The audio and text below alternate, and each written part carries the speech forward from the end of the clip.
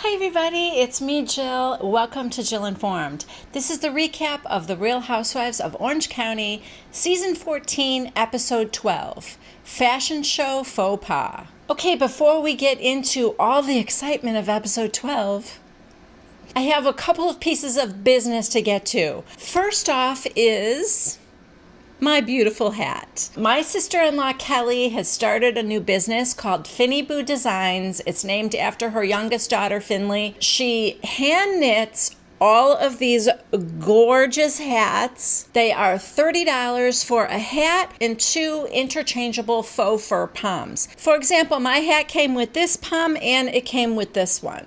So I could change it out for this color and they both go great. I think you can pick what colors you want. And it's super simple. They have a little snap on the end. And you just snap one off, snap the other on. Also, it makes it easy to hand wash them. So one hat with 2 poms is going for $30. The hat I'm wearing right now is called the Megan. They're all named after her daughters and family members. It's very cute. Although I don't think there is a Jill Informed yet.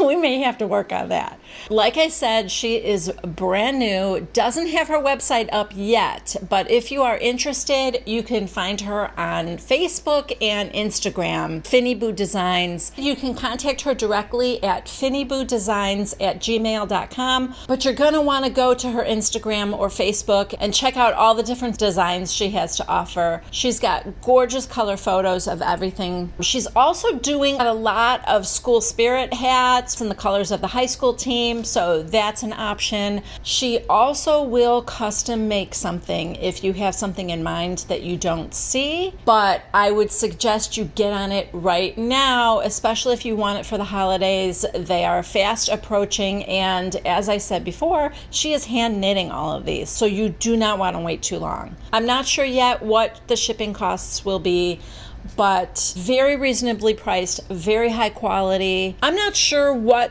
the yarn is, but it's very thick, cozy, warm, but also incredibly soft and comfy. You are definitely going to want to check her out. Finny Boo Designs.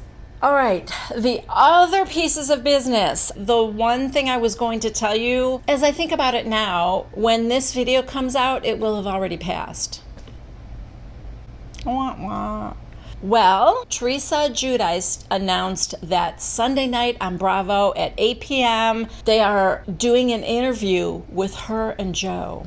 So I am super excited to see it. By the time you're seeing this, it was already on last Sunday. It's probably going to be repeated, but you know what? Maybe what I'll do is I'll just do a little shout out message for you guys on my channel before Sunday. So if you guys have notifications turned on, don't forget on my channel, that little bell, click on it, and then you get notified every time I have a new video. You guys will be notified about this little notice too. So again, at the time of this airing, I hope I caught most of you guys so that you could all watch it. And for those of you who are just finding out about it now for the first time, it's probably going to be repeated. Okay, and the other little piece of gossip, you guys, Tinsley and Scott are back together again. Yeah. Tinsley just announced on Instagram, girl, why? Sweetie, honey, there are other fish in the sea. You do not need Mr. Coupon Cabin. I don't totally understand what the relationship issues are, but if you ask me, he's just not that into you. And you gotta let it go. I know you think that time is ticking away, eggs are thawing, things are happening. I understand that. But you don't need that guy. I mean, listen, I guess you're in love with him, and I hope it works out this time. But why would it? You've broken up and gotten back together so many times. Why is this time different? Anyway, I just thought you guys would want to know. The other little last piece is that Vicky, and I think she was kidding, but Vicky's talking about a spin-off for Tres Amigas. That is not a spin-off I will be tuning into. Okay, I lied. I will tune in, but just the first time, just to check it out. But otherwise, I have no interest in Tres Amigas. Those three are the worst part of an already iffy season. So, yeah, no thank you.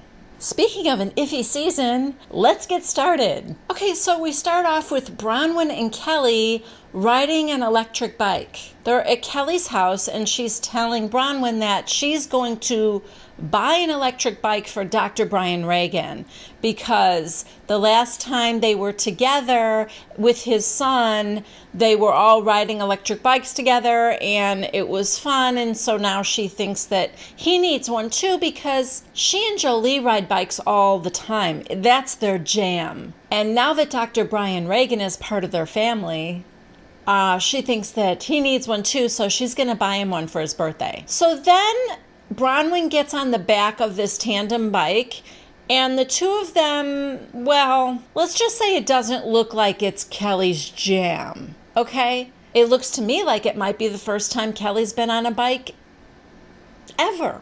Okay, next, Tamra is with her son Ryan, who's dressed like an American flag. And Tamra's like, when did you get so patriotic? And he said, America's always in style, Mom. Okay, but you never used to dress like that, so... Anyway, they are in a laser removal office, and he is getting a tattoo removed of a $sign behind his ear by Dr. Will Kirby. Listen, I'm all for another sighting of Dr. Will because ever since season 2 of Big Brother, I have had a slight crush on him. Okay, I'll admit it. He is the proof that, like, you can be rooting for the villain. Yeah. I mean, he was just so good. I don't know. He was just so much smarter than everybody else that was in that house, and he was good. He deserved to win. Love him. But he has made quite the career for himself removing tattoos, because this is not the first time or like even the second or third time that I have seen him do this on TV. I think he removed a tattoo for like maybe Tom Sandoval on Vanderpump Rules, something like that. Anyway, so this is just stupid because Tamra thinks that he's showing maturity by, getting rid of some of these tattoos. Right. Yeah, because nothing screams maturity than going to get a tattoo removed with your mom, who is no doubt paying for it. Whatever. I mean, if he's on a better path, great, but I'm doubtful. Okay, next we are at Gina's house and we see her getting her hair colored. Yes, this is when she goes platinum blonde. And, I don't hate it. I love platinum blonde. I think it's super cool. Not everybody can pull it off, but if you were talking like Gwen Stefani or something, gorgeous. Truthfully, when she finishes and her hair is like blown dry straight, it's pretty. I think the trouble comes in with a couple of questionable styles. She does sort of like a crimping thing, and her hair is maybe like 8 to 10 inches too long. And listen, Gina's a beautiful girl. I personally think she can pull off the color, but I think she has to be careful about the length and the style. Listen, I didn't go to college, I went to beauty school, so I kind of know what I'm talking about. Anyway, she's getting a new hairstyle because, me at left and I'm starting over. Dr. Hottie slid into my DMs. I know, I'm mortified, but I need a date. So what are you gonna do? Then we check in with Bronwyn. Her whole family is there, like her half-sister and brother, Dr. Deb, and other family and friends. They've all come in for Rowan's debut fashion show. Rowan is so cute. I love the kids on this show. As unlikable as some of these mothers are, most of the kids I love. And she's so cute. Look at her. She's just like a natural beauty. Anyway, we next check in at Shannon's house because remember, Adeline is walking in the fashion show. Shannon's getting her hair and makeup done and she wants Adeline to practice walking in the high heel shoes. So she goes and does that, and then, oh God, Shannon is the worst. She's the worst stage mom ever. No, you're not swinging your hips enough. See, shouldn't it be like this? And then she gets up and she does this. I don't know what this is, but it's not good. And I'm praying that Adeline does not take her advice, because she will make a fool of her daughter if her daughter starts walking like that. Guess who I am? I love fashion. So like this dress is perfect. It's like Big Bird, but like high-end Big Bird. That's right. Bronwyn is dressing in, oh God, I'm sorry, it's ugly. And could somebody please explain to me the visible shoulder pad look? I don't get it. I'm not here for it. I'm not even sure I'm here for the resurgence of shoulder pads in general. But this, why?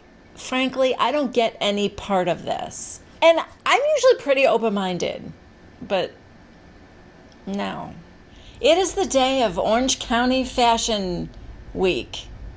Is it even a week, or is it just Orange County Fashion Day? The day has arrived for Rowan's fashion show, and it takes place on this yacht. When Shannon and Adeline arrive, they're walking onto the yacht, and Shannon goes, "This is your runway. Go ahead. Do it. Pop your hips. Pop."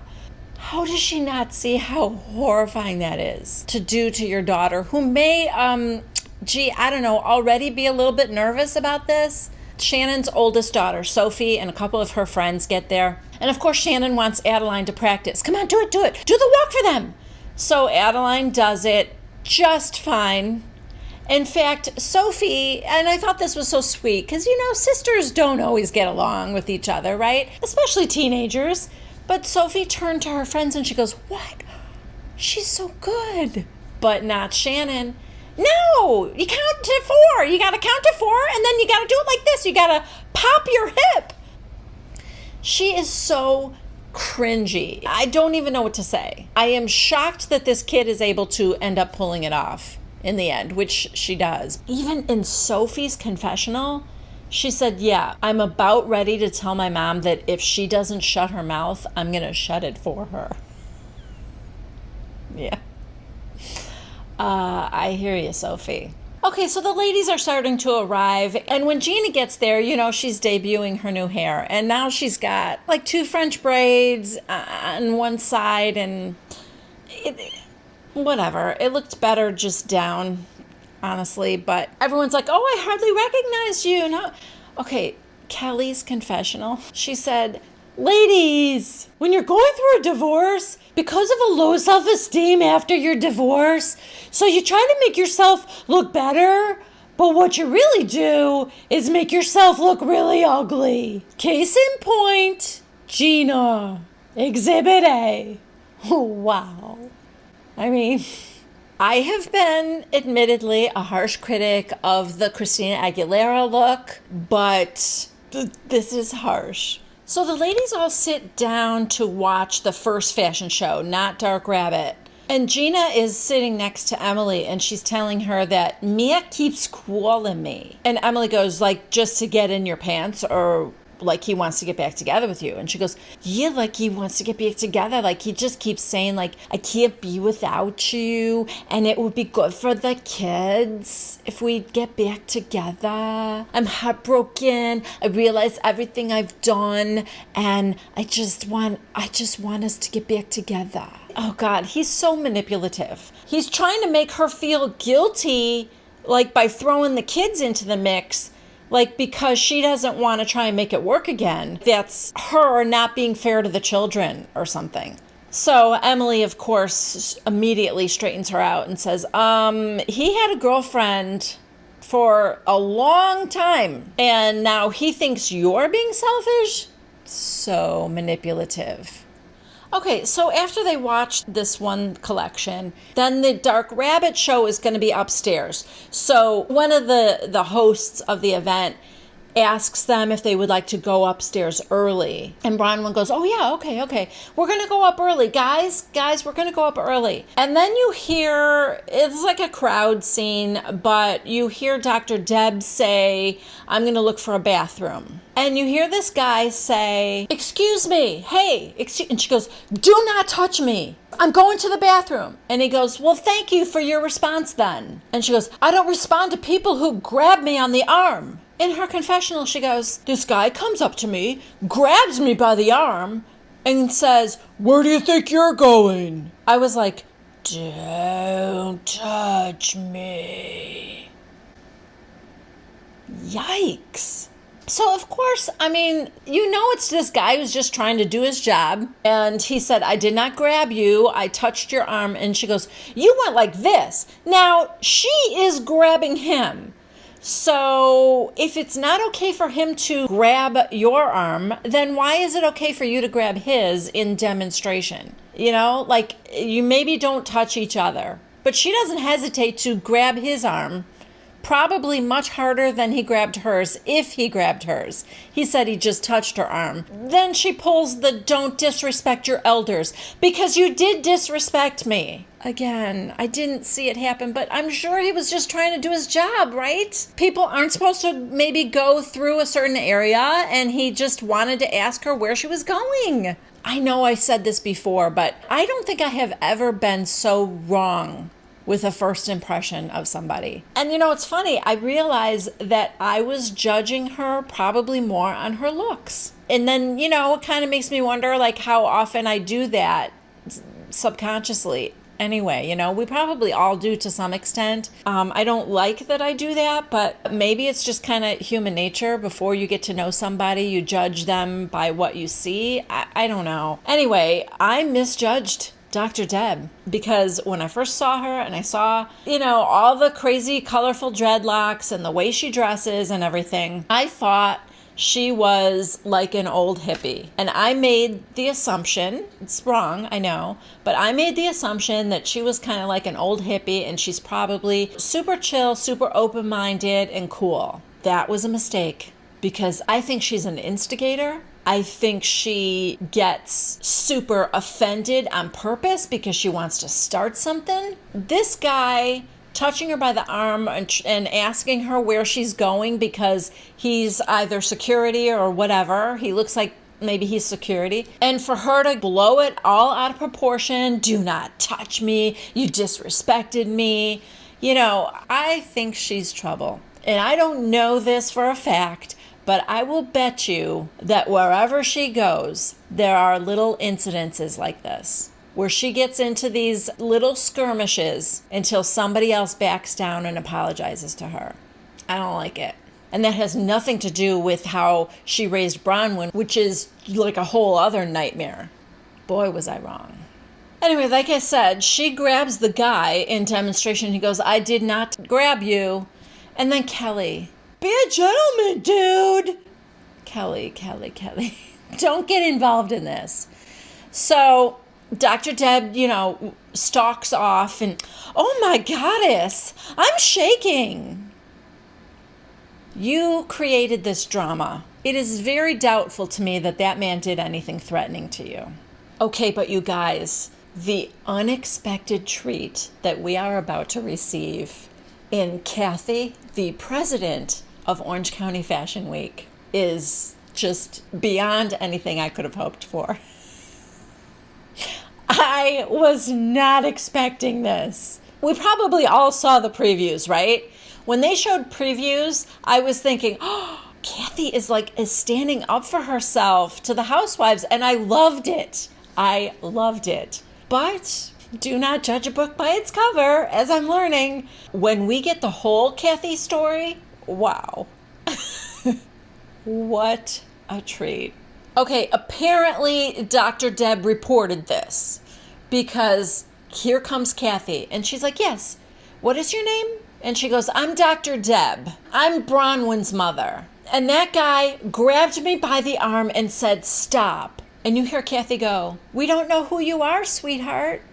Oh, Kathy, you did not just call her sweetheart. Dr. Deb's like, and do not call me sweetheart. In her confessional, she goes, she did not mean sweetheart. She meant, hey, bitch. Okay, now Dr. Deb is retelling the story to Bronwyn. And you know it's getting more dramatic every time she tells it. This big security guy came up and he grabbed my arm. Where are you going? Okay. And I said, I'm going to the bathroom. Well, you could have said that. So I was shaking. So Bronwyn's like, he touched you? Yeah, he did. Did they apologize? No. So now Bronwyn storms off to defend her mother. The mother whose approval she can never get, but will constantly seek. Bronwyn finds Kathy and says, I think you need to apologize to my mom right now, because if you don't, it's going to be bad. So Kathy says, why don't you have a talk with me first, and then I'll apologize. So Bronwyn says, I'm not going to ruin my daughter's night. And Kathy said, I think you're making a mistake right now because you don't have a clear communication of what actually happened. So this is where I'm like, yes, Kathy. Bronwyn is flying off the handle based on a very skewed version of what happened told to her by Dr. Deb. Well, Bronwyn doesn't like that. She's like, you don't want to do this right now. Now Kelly comes. I know Kelly thinks she's defending Bronwyn because she had mentioned something earlier about Bronwyn being there for her and that if somebody has her back, she'll have their back. But this isn't a fight you need to defend. This is a really, really stupid thing that Dr. Deb has blown out of proportion. So Kelly joins in, hey, come on now, be professional. Now here's the funny thing. Up until that point, Kathy was being professional. But boy, a switch gets flipped and Kathy's alter ego comes out now. Kathy's getting all hot under the collar and she's getting loud. And she's talking about how there was a guest list and I'm not a mind reader to know if you're bringing extra people who they are. Kelly's like, don't yell at me. Kathy goes, I can get as loud as I want. She's holding a microphone, turns on the microphone and starts talking into it. I can get as loud as I want. And Kelly's like, no, you can't. You're a professional. You're working. Then she holds the microphone out to Kelly. Kelly, you're a psycho. Kathy is saying defamation, defamation. Meanwhile, Bronwyn left to go find Sean, and she's yelling at him, oh my God, this woman, I'm about to throw her off the boat. I'm going to go to jail. And he's like, okay, calm down. Again, I can't stress enough how much I hate that top she's wearing. It's unflattering, isn't it? Is it just me? I don't know. Anyway, now Kelly is telling her friends that Kathy hit her with the microphone. She goes, it's defamation, and she hit me on the chin. Kelly's confessional. She's like, she did. She left a mark. And I gotta tell ya, my knee-jerk reaction was to slap the shit out of her. But I didn't, because there were children around. Okay. Cut back to where she is with all the children around. Kelly, dumbass. Anyway, she's telling her friends she hit me with the microphone. Tamra. I mean, in some ways you got to give her credit because she is like the hardest working pot stirrer I've ever seen. She says, hit you like the way you hit Shannon or hit you hard? Although I do appreciate that she's admitting that she didn't hit Shannon hard, right? Hit you the way you hit Shannon or hit you hard implies that she at least understands that Kelly did not hit Shannon hard. But just bringing it up again, such a Tamra thing to do. So now Kathy, who has the microphone and the show's about to start, and she starts giving this speech. Did you hear about the 13-year-old who has the anti-bullying program? Yes, and everybody's clapping. And I just want to let you know, any one of you, if you've been bullied, you can hashtag on her Instagram feed tonight. Oh my God. The look Kelly gives her is priceless. And any witnesses to any verbal abuse, you can hashtag anti-bully. Oh my God. Kathy is my hero. She is the breakout star of this episode and possibly the entire 14th season. Ma'am, you are a delight. Okay, it goes on. Kelly yells, hashtag assault. Kathy doesn't miss a beat. Some people will laugh and make a mockery. And then finally the co-founder is like, okay, should we get to the collection?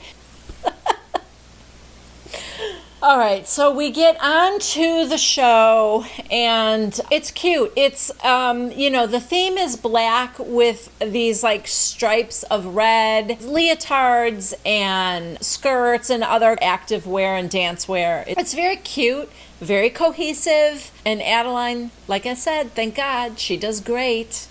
In spite of all the training she got from her mother, thank God she didn't listen to her. Could you imagine popping her hips out, how insane that would have been? In Shannon's confessional, she's like, just seeing Adeline walk and stop and own it, it's just something I don't see at home. Gee, I wonder why. I wonder why when Adeline is walking through the house, she doesn't stop and own it.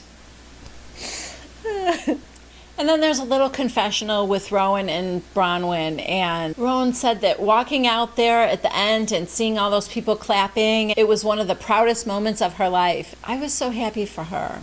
I have such a soft spot for that kid. Okay, so the show's over. Everyone's congratulating her. Now they leave. They get in the car, and it's Bronwyn and Sean and their 3 oldest kids. Bronwyn, who can't let Rowan have a nice night, says, Rowan, when you were in the back with the models, Kathy wanted to fight me. Kathy did not want to fight you, Bronwyn. Then she said she was trying to get them kicked off the boat. That security guard was trying to get us all kicked off the boat. And Rowan goes, what? She was trying to have me not do my show? And we didn't see that part. I don't know if that really did happen or if it happened in Bronwyn's brain. Bronwyn goes, that's the thing. Don't come after my kids. Not my kids. That is my one thing. That's my trigger. My kids. And also your mother, apparently, because she's the one that started this whole thing. That's when we get, don't with my family. Don't with my friends. Don't with my family. And Sean, Bronwyn, you're the one that's kind of effing with your family right now. Just saying. If anybody is traumatizing your children, it's not Kathy. It's you right now in the car, putting a damper on the end of a beautiful evening for Rowan.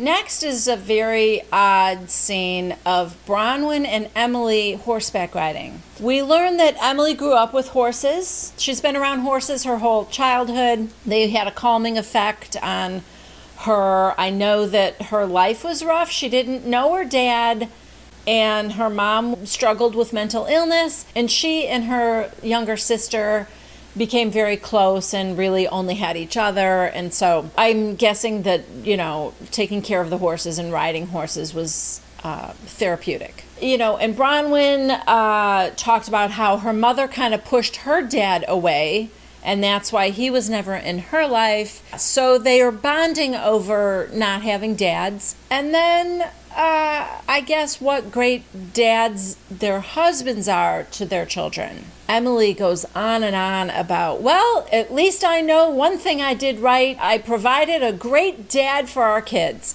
He's always there for them. He's a good dad. And then in the confessional, she says, Shane's not always a great husband, but he's a great dad. Yes, that's super important that he's a great dad. And I have no reason to believe otherwise. However, showing your sons and your daughter how a man treats his wife is a big piece of being a good dad. It teaches your son what kind of a man to be, and it teaches your daughter how she should be treated by a man. And I think it's as important as being present for them, teaching them things, taking them places, and, being a big presence in their life. So, she's half right.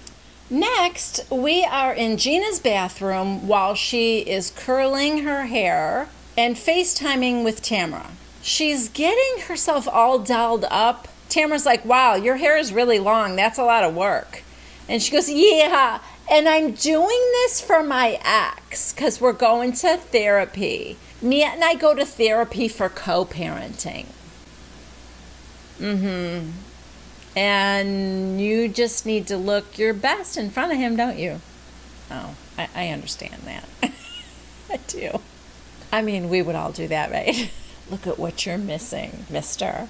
So Tamra goes, oh, do you kind of want to look hot for him? And she goes, I kind of do, but like not too hot because like I don't want to invite that in. Last night, Matt texted me that he was in Kodo. And I'm like, okay, so like I just blocked his number. And then he called me 12,000 times from, another number. And I just ignored it. And then he came to my house. Tamra goes, he came unannounced? Gina, at 1 a.m. Tamra, and you let him in? Okay, you guys just wait. Gina says, well, I apparently left the door unlocked. I know that's bad. You have your children in the house. I'm sorry, this isn't Mayberry. You know what? Either she's such an idiot that she forgets to lock her front door, or, and I think this might be the truth, she let him in and didn't want to admit it. I think she let him in. That makes more sense to me. The other way, I think she's just completely incompetent to care for her children. Anyway, she tries the excuse that normally I lock up, but I was distracted because I was on the phone with Dr. Hottie. Anyway, Matt showed up at her bedroom door at 1 a.m. Tamra's like, what does somebody say at 1 o'clock in the morning? And he said that he's looking for jobs in Orange County. He's like really trying to get it together. So Tamra's basically asking her, would you get back together with him if he got his act together? And she goes, well, I'm not there yet. She's not ruling it out either. So Tamra tells her, the ball's in your court now. And she says, I don't like the ball in my court because now what? Then it's my fault if my family gets broken up? And Tamra, thank God, said, oh no, your family's already been broken up by him. That's the thing. He is getting to her. His manipulation right now, because what he wants is her back. Who knows why? Girlfriend left him. I don't know. Doesn't matter. The fact is, he wants her back. He's smarter than her, and he knows how to manipulate her. I hope she stays strong, but doesn't seem like it. In her confessional, she's saying, him coming into my house like that, like, I know it's really bad, but like there was a part of me that it felt good that he wanted me, and oh, girl, I feel bad. I know how she feels. She's not the one that left him. She didn't fall out of love with him. She didn't find somebody else. So all those feelings don't just go away. She loves him. She wants her family together. But she knows she could get hurt again, and it's just a mess. My heart breaks for her. Okay, next we are in a coffee shop with Tamra and Ryan, my least favorite person on the show. So this whole scene is, I don't know. She's worried about him as a mother. I understand that. Even though he says he doesn't want to play the victim, he is kind of playing the victim a little bit. He is blaming his upbringing and opportunities or lack thereof that he had as a child. Tamra was very, very young when she was pregnant with him. His father, I don't think, was in his life when he was young. And Simon was kind of a tyrant. And he definitely didn't really seem to treat him the way he treated his biological children. So I do believe things were harder for him. He said it was like I was the experiment, and then you perfected it, and the younger kids reaped the benefits of that. I think it's why he has a lot of resentment toward Spencer. And while I can understand all of that, it also isn't a lifelong excuse. He's in his 30s, right? It is time to take responsibility for your own life. And also, you were raised with a lot more wealth than most of us. The opportunities couldn't have been that scarce. You could have, been given a great education and stuff like that. So all I know is right now you need to stop crying about the past, pull yourself together, and change your future. Your wealthy mother wants to be there for you. So I would say let her do it. Right now she got a life coach for him. I mean, come on. How many people that had crappy childhoods have their mother arranging for them to see a life coach? You know what I mean? Like that's an opportunity right there. So I guess he's going to go and, hopefully it will help. In Tamra's confessional, she says, I'm actually really worried about Ryan. I'm afraid something bad is going to happen to him. So this is like her last-ditch effort to get him to see a professional therapist. I hope someone can get through to him, Okay, guys, that's where we end this week's episode. Thank you so much for joining me. I really appreciate every single one of you. If you haven't yet subscribed to Jill Informed, please do so. If you liked this particular episode, please give it a thumbs up, and don't forget to leave a comment down below. I will be right back here next Tuesday at 1 p.m. Central Time for the next recap of The Real Housewives of Orange County. Bye.